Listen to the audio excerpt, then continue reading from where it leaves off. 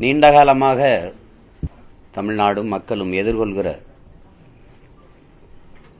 ஒவ்வொரு பிரச்சனைக்கும் களத்திலே நின்று போராடி கொண்டிருந்த இயக்கங்களும் தலைவர்களும் தமிழ் பேரின உரிமை மீட்சிக்கு அதன் பாதுகாப்பான வாழ்விற்கு அரசியல் விடுதலை ஒன்றுதான் இறுதி வாய்ப்பாக இருக்கிறது. அப்ப படையின் வலிமையை தனித்தனியாக பிரிக்காமல் குவித்து வலிமையான கட்டமைப்பை உருவாக்கி போராடுவது என்ற முடிவெடுத்து இப்போது இந்த காலகட்டத்தில் மக்கள் எதிர்கொள்கிற பிரச்சனைகள், குறிப்பாக ஒவ்வொரு ஆண்டும் நாங்கள் எதிர்கொள்கிற சிக்கல் தான் காவிரி நதிநீர், புதிதாக வந்திருக்கிற மேகதாட்டில் அணை,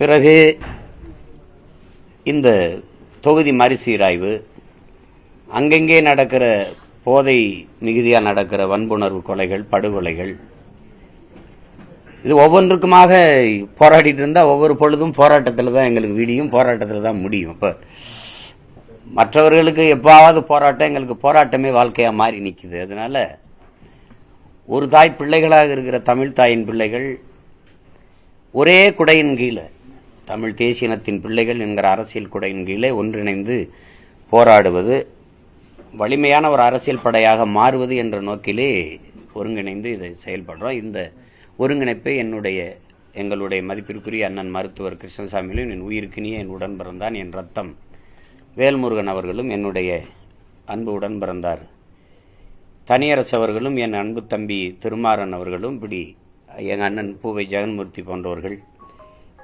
மதிப்பிற்குரிய ஐயா பாபுஜி அவர்கள் எல்லாம் சேர்ந்து ஒருங்கிணைக்கிறாங்க. இங்கே என்னுடைய அன்பு தம்பிகள் கோசு, மணி, மகேஷ் எல்லாரும் இதில் இணைந்து செய்கிறாங்க.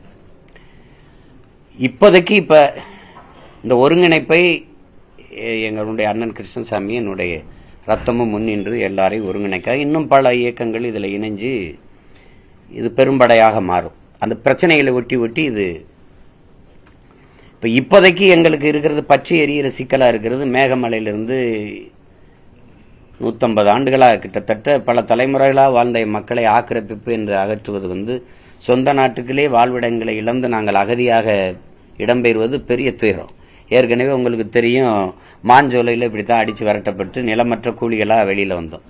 அது விடுதலைக்கு முன்பிருந்து நாங்கள் அங்கே வாழ்றோம். அதான் ரொம்ப முக்கியம். நாங்கள் வெள்ளக்காரங்காலத்தில் அங்கே போய் தேயிலை தோட்டத்துக்கு போனவங்க. நாங்கள் அதுல இந்த ஆட்சியாளர்களும் மாண்புமிக்க நீதியும் முன்வைக்கிறது நம்மகிட்ட ஆக்கிரமிப்புங்கிறது. அதுதான் அது ரொம்ப வெறுக்கத்தக்கது, அறவே அது ஏற்கத்தக்கது அல்ல. ஆக்கிரமிப்பு என்பது எவ்வளவு கொடுமையான சொல். ஆக்கிரமிக்கும் போது என்ன பண்ணீங்க? இத்தனை ஆண்டுகள், 100 ஆண்டுகளுக்கு மேலே அந்த வாழ்ந்த இடம் ஆக்கிரமிப்புன்னு தெரியாதா? திடீர்னு தான் இப்பதான் உங்களுக்கு ஆக்கிரமிப்பு தெரியுதா? அங்க நீங்க சொன்னது உயர்ந்த விடுதிகளை தான் ரெசார்ட் அங்க கட்டி வாழ்றாங்க. ரெசார்ட் அங்க இருக்கிற குடிமக்கள் வாழ்றாங்க, பழங்குடி மக்கள், நீண்ட காலமா வாழ்கிற உழைக்கும் மக்கள் அங்கு கட்டுறாங்களா? முதலாளிகள். அப்படி கட்டப்பட்ட ரெசார்ட், அந்த விடுதிகளை வெளியில எடுங்கன்னு தானே சொல்லணும். மொத்த பேரும் வெளியேறுனா இப்படி பல்லாயிரக்கணக்கான 20-30 கிராமங்கள், பல்லாயிரக்கணக்கான மக்கள் வாழ்விடங்களிலிருந்து எங்கே போவது? இது எங்களுக்கு நீண்ட கால வரலாறு இருக்குது. ஒவ்வொரு இடத்துலயும் வாழ்விடத்தில், சென்னையிலேயே இது பூர்வீகுடி மக்கள் நாங்கள். இது சேரியே, இது பறச்சேரி தான், இது வெள்ளச்சேரி தான், இது வெள்ள ஏரி தான். இது சென்னை ஒரு நீர் தேக்கம், எல்லாமே ஏரி நகரம். அந்த மாதிரி ஆதி தமிழ் குடிமையில எல்லாம் நீங்க ஆக்கிரமிப்பு இங்க இருக்காத அப்படின்னு சொல்லிட்டு செம்மஞ்சேரி, கண்ணகி நகர், கல்லுக்குட்டை, பெரும்பாக்கத்துக்கு தள்ளி விட்டுட்டீங்க. தலைநகர்ல இல்ல. இப்ப அந்த மாதிரி அண்ணல் அம்பேத்கர் பல்கலைக்கழக சட்டப்ப கல்லூரி இங்க இருக்கிறது என்ன பிரச்சனை? நீதிமன்றத்தை விட்டு அதையும் தூக்கி புறநகருக்கு தள்ளினீங்க. இப்படி எல்லாத்தையுமே எங்களை வாழ்விடங்களை விட்டு புறநகருக்கு தள்ளி அப்புறப்படுத்துவது, ஊடக வெளிச்சமோ எதுவுமே வராம எங்களை தள்ளுறதுங்கிற முடிவில் இது பண்றீங்க. இப்ப இந்த மேகமலை போறது பற்றி எரியுது. அதுக்கப்புறம் நாங்க இந்த ஒவ்வொரு போராட்டமா எடுக்க இருக்கிறோம். அதுல அடுத்து மாஞ்சோலை, இதுல தொகுதி மறுசீரமைப்பு, இப்படி ஒவ்வொன்றா இது பண்ணுவோம். இது குறித்த செய்திகளை தொடர்ந்து ஒருங்கிணைத்து வருகிற என் அண்ணன் மருத்துவர் கிருஷ்ணசாமி அவர்கள், என் அன்பு ரத்தம் வேல்முருகன் அவர்களும் உங்களோட பகிர்ந்து கொள்வாங்க. நாங்கள் தொடர் போராட்டங்களை செய்ய இருக்கிறோம். அந்த போராட்ட தேதி, அதனுடைய நோக்கம், அது எல்லாவற்றையும் விளக்கி பேசுவாங்க. நீங்கள் இதை எப்பவும் எங்க செய்திகளுக்கு எந்த அளவுக்கு முன்னுரிமை கொடுப்பீங்கிறத உங்களோட நாங்க நன்கு அறிஞ்சிருக்கோம். எனது அவ்வளவு உங்களுக்கு இதெல்லாம் ஒரு மேட்ரு இல்லை, உங்களுக்கு ஒரு மேட்ரு இல்லை. இது உங்களுக்கு சுதந்திர தினமே ஒரு சும்மா தினம் ஆகிப்போச்சு. அதனால நாங்க பேசி இதுல பயன் இல்லை. அதனால நான் என்னுடைய அப்பா பாரதிராஜா அவர்களுக்கும் எங்களுடைய மதிப்பிற்குரிய ஐயா பாக்கியராஜ் அவர்களுக்கும் ஒரு வணக்க நிகழ்வு நடக்குது, அதில் போய் பங்கேற்கணும்.